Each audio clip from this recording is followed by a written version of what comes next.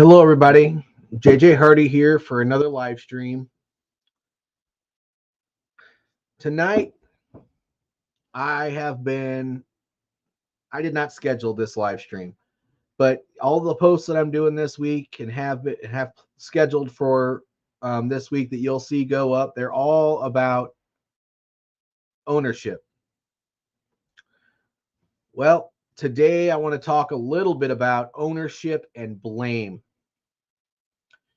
So I talk a lot about how ownership is taking responsibility for everything within your sphere of influence.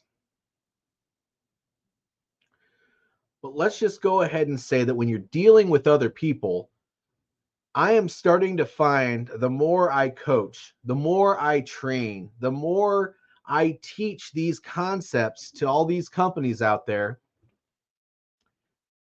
that they understand, but the application isn't there. And so I have to reference this when they start asking me questions. Remember when we talked about how ownership is taking responsibility for everything within your sphere of influence, and how that applies to this situation that you're talking to me about right now, the questions that you're asking me. Here's what I'm going to say. I want everybody to stop looking at my ugly mug that's listening to this, watching this video, and close your eyes and listen to these words, and I'll tell you when to open them. When you are upset with one of your employees and they're challenging your patience, they're challenging the type of respect that you think they may have for you because of the actions that they're performing, the things that they're doing, before you even talk to that employee and address that issue, first of all, you should never respond to something if you're upset. It's only going to make you more upset, and it's going to end up causing an argument. But the first thing when you are evaluating that concern is to do a self-evaluation first. Their complaint is this: what can I, as a leader, be doing differently? Or how can I have had that conversation differently? Or whatever. Do an evaluation. Figure out if you are potentially part of the problem. And my goodness, if you are, figure out what you can do differently. Do an internal AAR. Figure out what went right, what went wrong, what you can sustain, and what you can improve. And then move that conversation forward after that, but have some structure. And by the way, you can open your eyes now if you did follow that exercise that I said. Now that you're having that conversation, follow the servant leader mindset even in that conversation. What can you say to that person that was bothering you, that did that thing that you automatically, when it clicked into your mind, was stupid or annoying or what have you? What everything that you say needs to be addressing the concern that they have, not the concern that you have.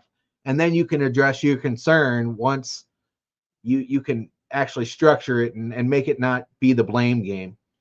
Because if the first thing you do is say, why would you do something stupid like that?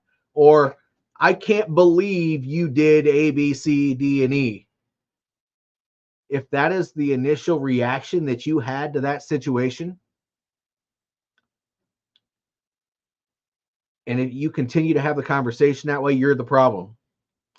And I say that with a heavy heart. You need to do an internal evaluation. Stop blaming others. Blaming others is the easy answer.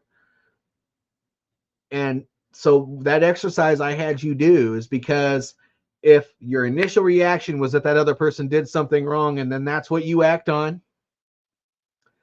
that is also not taking ownership. That's blaming. And when you're blaming, you're not helping anybody. As a leader, it is your responsibility to take a step back and be the emotionally intelligent person that we all know we can be, but we have to be for our subordinates, for our team members, for our peers, for our seniors, and have a professional conversation.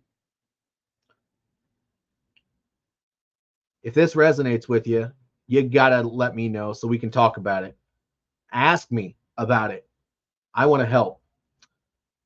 But that's all I have to say. If you like this, like, subscribe it, share it, repost it, whatever platform you're on. It is what it is, whatever. And if you want to keep the conversation going because you think ownership, or as Jocko Willink says, I love his book, if extreme ownership is what is important to you, then comment in this and keep the conversation going. Make sure your audience also understands how important this is, because it's an issue that plagues households, workplaces, all of that stuff. That's all I have to say about that. I hope I talked to some people as a result of this video. This is a message that was plaguing my head because of different conversations I've had throughout the day, and I wanted to make sure that I addressed it while it was still fresh in my mind, and I had that passion in my belly. I hope you all have a great night. Stay blessed. This is JJ Hardy with Victory Leadership Coaching.